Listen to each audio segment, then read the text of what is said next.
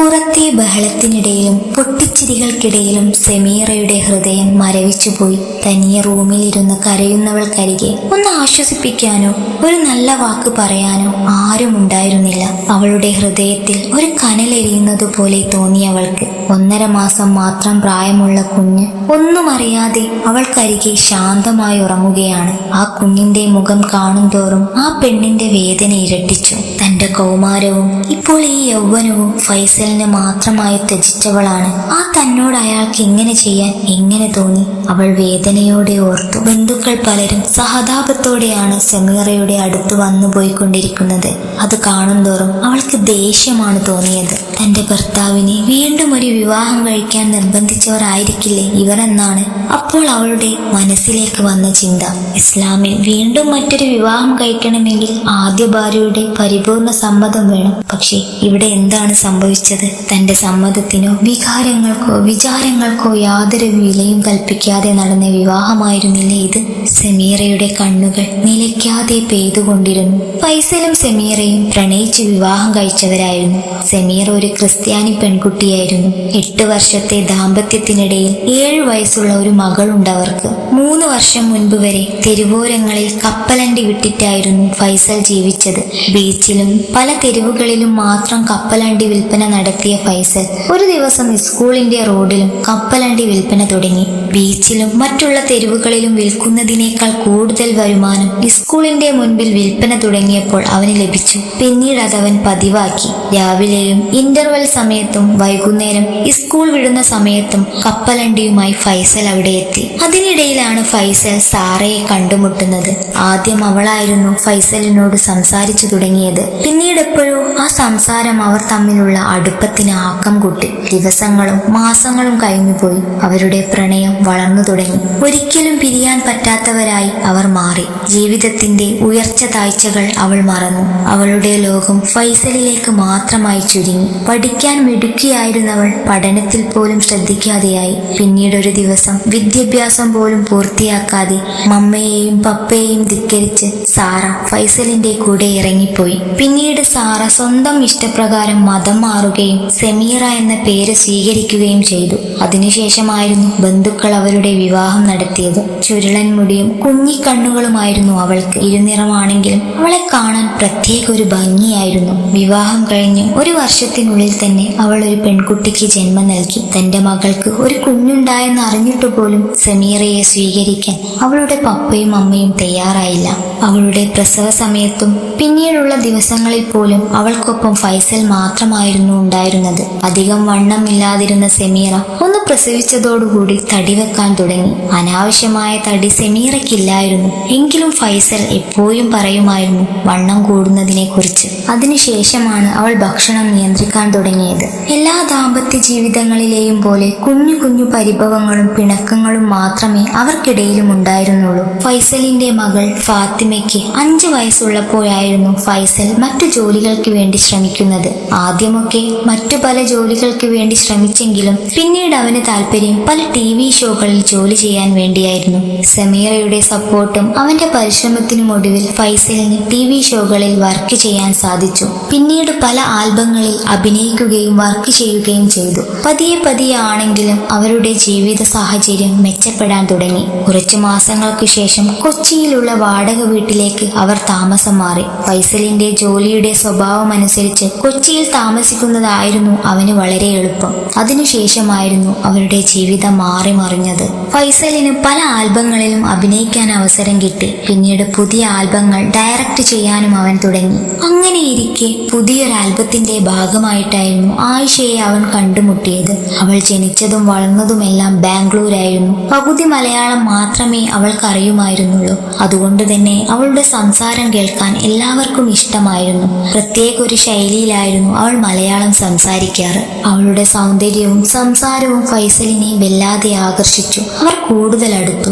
അതിനുശേഷമാണ് അറിയുന്നത് ആയിഷക്ക് ഫൈസലിനെ ഒരുപാട് ഇഷ്ടമായിരുന്നെന്ന്. ഒരു ഭാര്യയും കുഞ്ഞുമുള്ള തന്നെ പ്രണയിക്കുന്നവളോട് അവൻ ആദ്യം അത്ഭുതമാണ് തോന്നിയത്. പിന്നീട് സന്തോഷവും. അവരുടെ ബന്ധം വളർന്നു. സമീറ മാത്രം ഒന്നും അറിഞ്ഞില്ല. പലരും ഒളിഞ്ഞും തെളിഞ്ഞുമായി സമീറയോട് ഫൈസലിന് ആയിഷയുമായുള്ള ബന്ധത്തെക്കുറിച്ച് സംസാരിക്കുമ്പോൾ അതൊക്കെ വെറുതെയാണെന്ന് പറഞ്ഞ് അവൾ തള്ളിക്കളഞ്ഞു. അത്രമാത്രം അവൾ അവനെ വിശ്വസിച്ചിരുന്നു. ദിവസങ്ങൾ കഴിഞ്ഞുപോയി.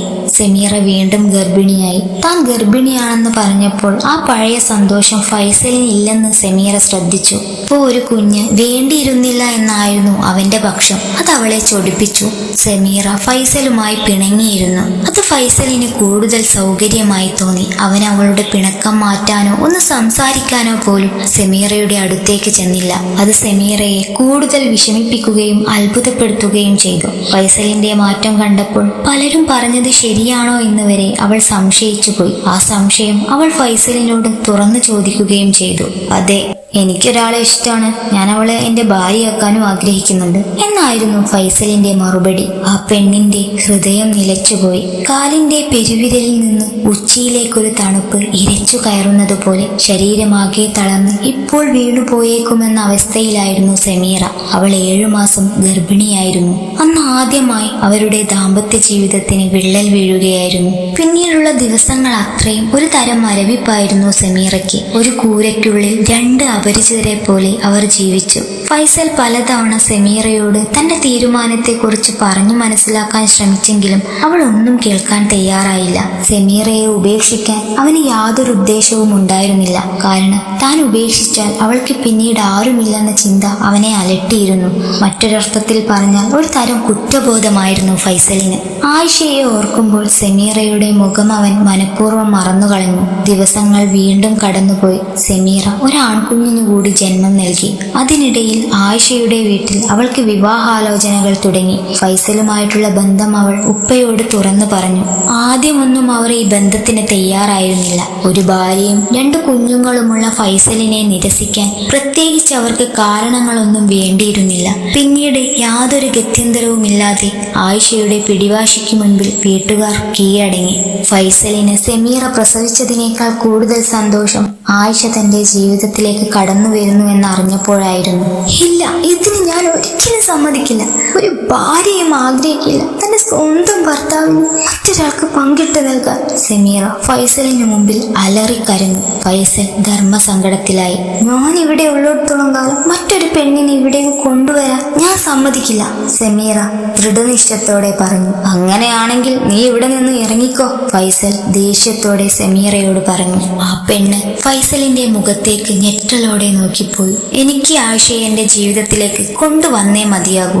എനിക്ക് വേണ്ടി സ്വന്തം വീട്ടുകാരെ പോലും എതിർത്തവളാണ് അവൾ. ഇനി അവളെ എനിക്ക് ഉപേക്ഷിക്കാൻ കഴിയില്ല, ഫൈസൽ സമീറയെ അഭിമുഖീകരിക്കാതെ പറഞ്ഞു. അവളുടെ ഉള്ളിൽ ഒരു തീക്കനലിന്റെ അലകൾ തന്നെ ഉണ്ടായിരുന്നു. അവൾ മൗനമായി അവനു മുമ്പിൽ നിന്നു. ഞാനും എല്ലാം ഉപേക്ഷിച്ചു വന്നവളല്ലേ, നിങ്ങൾ മറന്നോ? മൗനം വെടിഞ്ഞവൾ പതിയെ ചോദിച്ചു. ഞാൻ നിന്നെ മറന്നിട്ടില്ല, അതുകൊണ്ടാണ് ഞാൻ പറഞ്ഞത്. നല്ലോണാണെങ്കിൽ അവൾക്കൊപ്പം നിനക്കും ഇവിടെ ജീവിക്കാം. ഇനി മറിച്ചാണെങ്കിൽ നിനക്ക് ഇവിടെ നിന്നും ഇറങ്ങിപ്പോകാം. അപ്പോൾ നീ ഒരു കാര്യം ഓർക്കേണ്ടതുണ്ട്. കയ്യിലൊരു ചില്ലി കാശ് പോലുമില്ല. അതുമാത്രമല്ല, പോവാൻ ഒരു ഇടം പോലും നിനക്കില്ല. നിന്റെ അപ്പയും അമ്മയും പോലും നിന്നെ സ്വീകരിക്കില്ല, ഫൈസൽ ഗൗരവത്തോടെ പറഞ്ഞു. സമീറ ഒന്നും മിണ്ടാതെ തന്റെ റൂമിലേക്ക് പോയി. മോളെ, അവർ എത്തിയിട്ടുണ്ട്, നിനക്ക് കാണണ്ടേ? ഓർമ്മകളിലായിരുന്ന സമീറയെ സുബൈദയുടെ ചോദ്യമായിരുന്നു ഉണർത്തിയത്. തൊട്ടടുത്ത അയൽവാസിയാണ് സുബൈദ. അല്പമെങ്കിലും ദയ അവർക്ക് മാത്രമേ സമീറയോടുണ്ടായിരുന്നുള്ളൂ. സമീറ ഒന്ന് പുഞ്ചിരിച്ചു. ശേഷം മുഖം ഭിത്തിയിലേക്ക് ചിരിച്ചു വെച്ചു. സുബൈദ ആ പെണ്ണിനടുത്തിരുന്നു. കറുത്ത മുടിയിഴകളിൽ പതിയെ തഴുകിക്കൊണ്ടിരുന്നു. അവൾ സ്വയം അറിയാതെ പൊട്ടിക്കരഞ്ഞുപോയി. ഞാൻ പറഞ്ഞത് ഓർമ്മയില്ലേ നിനക്ക്? ഏറ്റവും കൂടുതൽ ധൈര്യത്തോടെ നിൽക്കേണ്ടത് ഇപ്പോഴാണ് നീ. സാവകാശം ആലോചിച്ച് ഒരു തീരുമാനം എടുക്കുന്നത് വരെ ഇതെല്ലാം സഹിച്ചേ പറ്റൂ, അല്ലാതെ ഒന്നും ചെയ്യാൻ കഴിയില്ല മോളെ, സുബൈദ അവളെ ആശ്വസിപ്പിച്ചു. കുറച്ചു സമയത്തിനു ശേഷം ഫൈസലും ആയിഷയും സമീറയ്ക്ക് അടുത്തേക്ക് വന്നു. അവർ അതിയായ സന്തോഷത്തിലായിരുന്നു. സമീറ ആയിഷയെ ഒന്ന് നോക്കി. തന്നെക്കാൾ കാണാൻ എന്തുകൊണ്ടും സുന്ദരിയാണ് അവൾ ഓർത്തു. സമീറ ഫൈസലിന്റെ മുഖത്തേക്ക് നോക്കിയതേ ഉണ്ടായിരുന്നില്ല. അവൾ ആകെ മരവിച്ച അവസ്ഥയിലായിരുന്നു. അതിനിടയിൽ ആയിഷയും ഫൈസലും കുഞ്ഞിനെ എടുക്കുകയും ലാളിക്കുകയും ചെയ്തു. ആ നിമിഷം അവൾക്ക് അവളോട് തന്നെ വെറുപ്പ് തോന്നി. ലോകത്തിൽ ഏറ്റവും ഹതഭാഗ്യയായ പെണ്ണ് താനായിരിക്കുമെന്ന് അവൾ വേദനയോടെ ഓർത്തു. അപ്പോഴേക്കും ഫൈസലിന്റെ ഉമ്മ അവിടേക്ക് വന്നു. അവർ അതിയായ സന്തോഷത്തിലായിരുന്നു. ആദ്യമേ ഫൈസലിന്റെയും സെമീറയുടെയും വിവാഹത്തിൽ ഫൈസലിന്റെ ഉമ്മ സന്തോഷവതിയായിരുന്നില്ല. അതുകൊണ്ട് തന്നെ ആദ്യമായി തന്റെ മകൻ വിവാഹം കഴിച്ചതുപോലെയായിരുന്നു ഫൈസലിന്റെ ഉമ്മയുടെ പ്രവൃത്തികളൊക്കെയും. ഫൈസലും ആയിഷയും ജീവിതം ആഘോഷിക്കുന്നതിനിടയിൽ മറ്റൊരു ഹൃദയം തൊട്ടടുത്ത മുറിയിൽ വെന്തുരുകുന്നത് അവർ മനഃപൂർവ്വം കണ്ടില്ലെന്ന് നടിച്ചു. ഫൈസൽ ആയിഷക്കായിരുന്നു കൂടുതൽ പരിഗണന നൽകിയത്. അത് സെമീറയെ കൂടുതൽ വേദനിപ്പിച്ചു. സ്വന്തം വീട്ടിൽ വേലക്കാരിക്കുള്ള സ്ഥാനം പോലും തനിക്കില്ലെന്ന് അവൾ ഓരോ ദിവസവും തിരിച്ചറിഞ്ഞു. പക്ഷേ ആയിഷയുടെ വീട്ടുകാർക്ക് അങ്ങനെയായിരുന്നില്ല. സെമീറയോട് വലിയ സ്നേഹമായിരുന്നു. അത് സഹതാപമാണോ എന്ന് ചോദിച്ചാൽ അവൾക്കറിയുമായിരുന്നില്ല. എങ്കിലും ആ സ്നേഹം അവൾ ഓരോ പ്രാവശ്യം ആയിഷയുടെ ബന്ധുക്കൾ വരുമ്പോൾ, പ്രത്യേകിച്ച് ഉപ്പയും ഉമ്മയും വരുമ്പോൾ ആസ്വദിച്ചു. സെമീറയോട് ആയിഷയ്ക്ക് പ്രത്യേക വൈരാഗ്യമോ സ്നേഹമോ ഒന്നും തന്നെ ഉണ്ടായിരുന്നില്ല. അവൾ ഫൈസലിനെ തന്റെ ചൊൽപ്പിടിയിൽ നിർത്താനുള്ള തിരക്കിലായിരുന്നു. അതിൽ അവൾ വിജയിക്കുകയും ചെയ്തു. പലപ്പോഴും ആയിഷയും ഫൈസലും ട്രിപ്പുകൾക്ക് പോകുമ്പോൾ സെമീറയെയും കുഞ്ഞുങ്ങളെയും അവർ മനഃപൂർവ്വം ഒഴിവാക്കി. 2 കൊല്ലം ഇതേ അവസ്ഥയിൽ അവരുടെ ജീവിതം തുടർന്നുപോയി. ആ ഇടക്കായിരുന്നു ആയിഷ യൂട്യൂബ് ചാനൽ തുടങ്ങുന്നതിനെ കുറിച്ച് ഫൈസലിനോട് ചർച്ച ചെയ്തത്. ഫൈസലിനും അത് നല്ലൊരാശയമായി തോന്നി. പിന്നീട് സെമീറയുമായി ഇതേ ആശയം ഫൈസലും ആയിഷയും പങ്കുവച്ചു. അങ്ങനെ അവർ യൂട്യൂബ് ചാനൽ തുടങ്ങി. ഫൈസൽ ഫൈസി എന്നായിരുന്നു ആദ്യത്തെ ചാനലിന്റെ പേര്. അതെല്ലാവർക്കും ഇഷ്ടപ്പെട്ടു. അധികമാരും യൂട്യൂബിലേക്ക് പ്രവേശിക്കാത്ത സമയമായതുകൊണ്ട് അവരുടെ വീഡിയോസ് എല്ലാം പ്രേക്ഷകർക്ക് കൗതുകമായി തോന്നി. പ്രത്യേകിച്ച് ഒരു ഭർത്താവ് 2 ഭാര്യയെ എങ്ങനെ മാനേജ് ചെയ്തു പോകുന്നു എന്നറിയാനുള്ള വ്യഗ്രതയായിരുന്നു പലർക്കും. ഫൈസലിന്റെ ജീവിതം പ്രേക്ഷകർക്ക് മുമ്പിൽ തുറന്ന പുസ്തകം പോലെ ഓരോ ദിവസവും ജീവിച്ചു. സോഷ്യൽ മീഡിയയിൽ സ്വപ്നം കാണാത്തത്രയും ഉയരത്തിൽ അവർ വളർന്നു. വളർച്ചയ്ക്കനുസരിച്ച് അവരെ അനുകൂലിച്ചും പ്രതികൂലിച്ചും പലരും രംഗത്തേക്ക് വന്നു. കൂടുതൽ പേരും ആദ്യ ഭാര്യയായ സെമീറയെ അനുകൂലിക്കുന്നവരായിരുന്നു. അവൾ അവളുടെ വേദനകൾ പറഞ്ഞില്ലെങ്കിലും കാണുന്ന പ്രേക്ഷകർക്ക് അവളുടെ വേദനകൾ മനസ്സിലാക്കാൻ കഴിഞ്ഞു. അതേക്കുറിച്ച് ദിവസവും കമന്റുകളായും വീഡിയോകളായും പലരും പറഞ്ഞു തുടങ്ങി. ഉള്ളിൽ സെമീറ വളരെയധികം സന്തോഷിച്ചെങ്കിലും അത് അവൾ പുറത്തു കാണിച്ചില്ല. പ്രേക്ഷകർക്ക് വേണ്ടി ഫൈസലിന് സെമീറയെ കൂടി പരിഗണിക്കേണ്ടി വന്നു. എന്നിട്ടും 2ാം ഭാര്യയാണ് ഫൈസലിന് കൂടുതൽ ഇഷ്ടമെന്ന കമന്റുകൾ സോഷ്യൽ മീഡിയകളിൽ നിറഞ്ഞൊഴുകി. സത്യം അതാണെങ്കിലും 2 പേരെയും ഒരുപോലെ താൻ സ്നേഹിക്കുന്നു എന്ന് പ്രേക്ഷകർക്ക് മുമ്പിൽ കാണിക്കാൻ വേണ്ടി ഫൈസൽ എന്തൊക്കെയോ ഓരോ ദിവസവും കാണിച്ചുകൂട്ടി. അതിനിടയിൽ പ്രേക്ഷകരുടെ അഭ്യർത്ഥന മാനിച്ച് സെമീറയ്ക്കും ഒരു യൂട്യൂബ് ചാനൽ തുടങ്ങാൻ ആഗ്രഹം തോന്നി. ആദ്യം ആയിഷയും ഫൈസലും അത് എതിർത്തെങ്കിലും പിന്നീട് ഫൈസലിന്റെ അക്കൗണ്ട് കണക്ട് ചെയ്തിട്ട് മാത്രമേ ചാനൽ തുടങ്ങാൻ പാടുള്ളൂ എന്ന നിബന്ധന ഫൈസൽ വെച്ചു. അത് അവൾ അനുസരിച്ചു. അങ്ങനെ സെമീറയും ഒരു ചാനൽ തുടങ്ങി. ചാനലിന്റെ പേര് സെമീറ ഫൈസൽ എന്നായിരുന്നു. ആ പേര് പോലും നിർദ്ദേശിച്ചത് ഫൈസലും ആയിഷയുമായിരുന്നു. ഓരോ ദിവസവും അവളുടെ വിശേഷങ്ങളും മക്കളുടെ വിശേഷങ്ങളും സങ്കടങ്ങളും പരിഭവങ്ങളും അവൾ വീഡിയോ ആയി പ്രേക്ഷകർക്ക് മുമ്പിൽ പങ്കുവച്ചു. ഫൈസലിനേക്കാൾ വേഗത്തിൽ സെമീറയുടെ ചാനൽ വളർന്നു വന്നു. പൈസ കിട്ടിത്തുടങ്ങി. പൈസ പോലും ഫൈസലിന്റെ അക്കൗണ്ടിലേക്കായിരുന്നു പോയിരുന്നത്. അതുകൊണ്ട് സെമീറക്ക് അവിടെ രണ്ടാമതൊരു തീരുമാനമെടുക്കാൻ യാതൊരു നിർവാഹവും ഉണ്ടായിരുന്നില്ല. അവളുടെ വളർച്ച കണ്ട് പലരും അവളെ ഉപദേശിച്ചു തുടങ്ങി. അതിൽ പലതും, ഇങ്ങനെ നാണം കെട്ട് ജീവിക്കുന്നതിനേക്കാളും നല്ലത് മക്കളെയും കൊണ്ട് എവിടെയെങ്കിലും പോയി ജീവിച്ചൂടെ, ഇപ്പോ നിനക്കൊരു വരുമാനം ഉണ്ടല്ലോ എന്നതായിരുന്നു കമന്റ്. അത് അവൾക്കും ശരിയാണെന്ന് തോന്നി. രണ്ടാമതൊരു വിവാഹം കഴിക്കുന്നു എന്ന് ഫൈസൽ പറഞ്ഞ സമയത്ത് താൻ ഇവിടെ നിന്നും ഇറങ്ങിപ്പോകേണ്ടതായിരുന്നു. പക്ഷെ അതിനുള്ള വിദ്യാഭ്യാസമോ സാമ്പത്തികമോ അന്ന് തനിക്കില്ലായിരുന്നു. പക്ഷെ ഇന്ന് അങ്ങനെയല്ല. താനും ആളുകൾക്കിടയിൽ അറിയപ്പെടുന്ന ഒരാളാണ്. അതുകൊണ്ട് എനിക്ക് എന്റെ മക്കളെയും കൂട്ടി എവിടെ പോയും ജീവിക്കാം, സെമീറ സന്തോഷത്തോടെ ചിന്തിച്ചു. അതവൾ ഫൈസലിനോട് പറയുകയും ചെയ്തു. ഫൈസൽ അക്ഷരാർത്ഥത്തിൽ ഞെട്ടിപ്പോയി. സെമീറയുടെ ഭാഗത്തു നിന്ന് ഇങ്ങനെയൊരു നീക്കം അവൻ ഒട്ടും പ്രതീക്ഷിച്ചിരുന്നില്ല. ഇപ്പോൾ സെമീറ തന്നെ വിട്ടുപോയാൽ അത് തന്റെ ഇമേജിനെ എത്രത്തോളം ബാധിക്കുമെന്ന് അവന് പൂർണ്ണ തീർച്ചയുണ്ടായിരുന്നു. അതുകൊണ്ട് തന്നെ സെമീറയുടെ ആ തീരുമാനത്തെ അവൻ എതിർത്തു. നിന്റെ പണമെല്ലാം എന്റെ അക്കൗണ്ടിലേക്കാണ് വരുന്നത് എന്ന കാര്യം നീ മറന്നോ? ഫൈസൽ പുച്ഛത്തോടെ സെമീറയോട് ചോദിച്ചു. ആയിഷക്കും അതേ പുച്ഛമായിരുന്നു മുഖത്ത്. അപ്പോൾ അപ്പോഴായിരുന്നു സെമീറ അതേക്കുറിച്ച് ചിന്തിച്ചിരുന്നത് തന്നെ. അവൾ എന്തു ചെയ്യണമെന്നറിയാതെ ആകെ ആശയക്കുഴപ്പത്തിലായി. വീണ്ടും അവർക്കിടയിൽ സെമീറയ്ക്ക് അഭിനയിച്ചു ജീവിക്കേണ്ടി വന്നു. കൂടുതൽ ആളുകളും അവളെ വീണ്ടും പ്രതികൂലിച്ചു തുടങ്ങി. അവൾക്ക് ഭക്ഷണവും പണവും മാത്രം മതി എന്ന് പറഞ്ഞ് ഒരുപാട് പേർ അവളെ കളിയാക്കി. ഒരു പറ്റം ആൾക്കാർ സെമീറയെ അനുകൂലിക്കുന്നുണ്ടെങ്കിലും അതിൽ കൂടുതൽ ആൾക്കാർ അവളെ പ്രതികൂലിച്ചുകൊണ്ട് രംഗത്ത് വന്നു. സെൽഫ് റെസ്പെക്റ്റ് ഇല്ലാത്ത പെൺകുട്ടികളിൽ സെമീറയെയും അവർ ഉൾപ്പെടുത്തി. ഓരോ ദിവസം കഴിയും തോറും അവൾക്കാകെ വിഷമം തോന്നി. എന്തു ചെയ്യണമെന്നറിയാതെ അവൾ ഉഴറി. ഒടുവിൽ ഒരു ഉറച്ച തീരുമാനത്തോടെ അവൾ തന്റെ ക്യാമറ ഓൺ ചെയ്തു. തന്റെ ജീവിതത്തിൽ കഴിഞ്ഞുപോയ എല്ലാ കാര്യങ്ങളും ക്യാമറയ്ക്ക് മുമ്പിൽ അവൾ പറഞ്ഞു. അതിനിടയിൽ അവൾ പൊട്ടിക്കരഞ്ഞു. ചില സമയത്ത് അടക്കി പിടിച്ച തേങ്ങലുകൾ പുറത്തേക്കൊഴുകി. കൂടുതലൊന്നും ചിന്തിക്കാതെ ആ വീഡിയോ അവൾ തന്റെ പേജിൽ പോസ്റ്റ് ചെയ്തു. മണിക്കൂറുകൾ കൊണ്ടായിരുന്നു മില്യൺ ആളുകൾ ആ വീഡിയോ കണ്ടത്. ആ വീട്ടിൽ സെമീറ എങ്ങനെയാണ് ജീവിച്ചിരുന്നത് എന്ന് ലോകത്തെമ്പാടുമുള്ള പ്രേക്ഷകർ തിരിച്ചറിഞ്ഞു. അവർക്ക് അവളോട് സ്നേഹം വർദ്ധിക്കുകയും ആയിഷയോടും ഫൈസലിനോടും ദേഷ്യം ഇരട്ടിക്കുകയും ചെയ്തു. ഫൈസലിന്റെയും ആയിഷയുടെയും ഫോണിലേക്ക് അഭിനന്ദന സന്ദേശങ്ങൾക്ക് പകരം തെറിവിളികളും ഭീഷണികളും നിറഞ്ഞ കമന്റുകളും കോളുകളുമായിരുന്നു ഒഴുകിയെത്തിയത്. അവരുടെ വരുമാന മാർഗങ്ങളെല്ലാം ഒറ്റ നിമിഷം കൊണ്ടില്ലാതായി. അക്ഷരാർത്ഥത്തിൽ അവർ നിലയില്ലാത്ത വെള്ളത്തിൽ മുങ്ങിപ്പോയിരുന്നു. വിറച്ചുകൊണ്ട് കണ്ണുകൾ ചുവന്ന് ഫൈസൽ സെമീറയുടെ റൂമിലേക്ക് പാഞ്ഞെത്തി. പിന്നാലെ പരിഭ്രാന്തയായ ആയിഷയും ഉണ്ടായിരുന്നു. നീ എന്താണ് ചെയ്തത്? എന്തിനാണ് ഞങ്ങളെ നാണം കെടുത്തിയത്? ഫൈസൽ സെമീറയ്ക്കു നേരെ അലറി. സെമീറ തന്റെ കുഞ്ഞുങ്ങളെ ചേർത്ത് പിടിച്ചുകൊണ്ട് കട്ടിലിൽ നിന്ന് എഴുന്നേറ്റു. അവളുടെ മുഖത്ത് പഴയ ഭയമോ നിസ്സഹായതയോ ഉണ്ടായിരുന്നില്ല.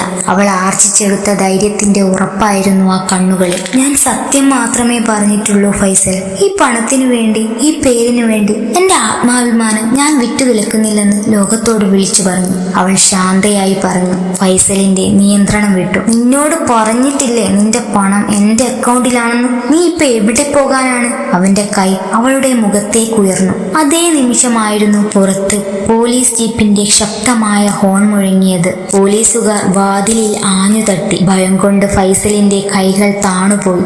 ആയിഷ പേടിച്ച് ചുമരിനോട് ചേർന്നു നിന്നു. വാതിൽ തുറന്ന് SI പ്രസാദ് അകത്തേക്ക് കയറി വന്നു. തൊട്ടു പിന്നാലെ 2 വനിതാ പോലീസ് ഉദ്യോഗസ്ഥരും ഉണ്ടായിരുന്നു. അടിക്കാനോങ്ങിയ ഫൈസലിന്റെ ഭാവമാറ്റം SI ശ്രദ്ധിച്ചു. മിസ്റ്റർ ഫൈസൽ, യൂട്യൂബിൽ സെമീറ ഫൈസൽ പോസ്റ്റ് ചെയ്ത വീഡിയോയുടെ അടിസ്ഥാനത്തിലും ഗാർഹിക പീഡന പരാതിയുടെ പേരിലും നിങ്ങൾക്കെതിരെ സ്വമേധയാ കേസെടുത്തിരിക്കുന്നു. ഫൈസലിന്റെയും ആയിഷയുടെയും മുഖം വിളറി. ഇതൊരു കുടുംബ പ്രശ്നമാണ് സാർ. ഞങ്ങൾ ഒന്നിച്ച് താമസിക്കുന്ന. ഫൈസൽ അവരെ തടയാൻ ശ്രമിച്ചു. നിങ്ങളുടെ വീടിനുള്ളിൽ നടന്ന പീഡനത്തിന്റെ തെളിവുകൾ ലോകം മുഴുവൻ കണ്ടിരിക്കുന്നു. ഇത് കുടുംബ പ്രശ്നം എന്ന ഓമനപ്പേരിൽ ഒതുക്കാനാകില്ല എന്ന് പറഞ്ഞു പോലീസ് ഫൈസലിനെയും ആയിഷയെയും വിലങ്ങ് വെച്ചു. സെമീറ ഭയപ്പെടേണ്ട, നിയമം നിങ്ങൾക്കൊപ്പമുണ്ട്. SI ആത്മവിശ്വാസം നൽകി. വിലങ്ങ് വെച്ച ഫൈസലിന്റെ മുഖത്തേക്ക് സെമീറ നോക്കി. അവൾക്ക് അവനോട് വെറുപ്പില്ലായിരുന്നു, പകരം സഹതാപം മാത്രമായിരുന്നു. ആയിഷയുടെ കണ്ണുകൾ അവളെ കൊലവിളിക്കുന്നത് അവൾ കണ്ടില്ലെന്ന് നടിച്ചു. പോലീസ് അവരെ കൂട്ടിക്കൊണ്ടു പോകുമ്പോൾ വീടിന് പുറത്ത് പത്രപ്രവർത്തകരും മൊബൈലിൽ ലൈവ് എടുക്കുന്ന യൂട്യൂബർമാരും ജനക്കൂട്ടവും തടിച്ചുകൂടിയിരുന്നു. നാളിതുവരെ സോഷ്യൽ മീഡിയയിൽ പണം വാരിയ റിയൽ ലൈഫ് ഷോ ഇപ്പോൾ പര്യവസാനിച്ചത് സ്വന്തം അറസ്റ്റോടു കൂടിയായിരുന്നു. സെമീറ തന്റെ കുഞ്ഞുമക്കളെ ചേർത്തു പിടിച്ചു. അവൾ പതുക്കെ വീടിന്റെ താക്കോലെടുത്ത് തറയിലേക്ക് വലിച്ചെറിഞ്ഞു. ഈ ബന്ധനവും അതിന്റെ സമ്പാദ്യവും എനിക്ക് വേണ്ട, അവൾ മനസ്സിൽ പറഞ്ഞു. തല ഉയർത്തിപ്പിടിച്ച് അവൾ വീടിന്റെ പടിയിറങ്ങി. പുറത്തുള്ള ജനക്കൂട്ടം അവൾക്ക് വഴിമാറിക്കൊടുത്തു. ചിലർ അവളെ നോക്കി കൈയടിച്ചു. തന്റെ മകളെ കെട്ടിപ്പിടിച്ച് നടക്കുന്ന അവളുടെ മുഖത്ത് ആദ്യമായി സന്തോഷത്തിന്റെയും സ്വാതന്ത്ര്യത്തിന്റെയും തിളക്കം അവൾ കണ്ടു. റോഡിലേക്ക് ഇറങ്ങി അവൾ പതിയെ നടന്നു പോകുമ്പോൾ അവളുടെ മനസ്സ് ശാന്തമായിരുന്നു. ഇതൊരു ഒളിച്ചോട്ടമായിരുന്നില്ല, മറിച്ച് ആത്മബഹുമാനം വീണ്ടെടുത്ത ഒരു സ്ത്രീയുടെ സ്വാതന്ത്ര്യ പ്രഖ്യാപനമായിരുന്നു.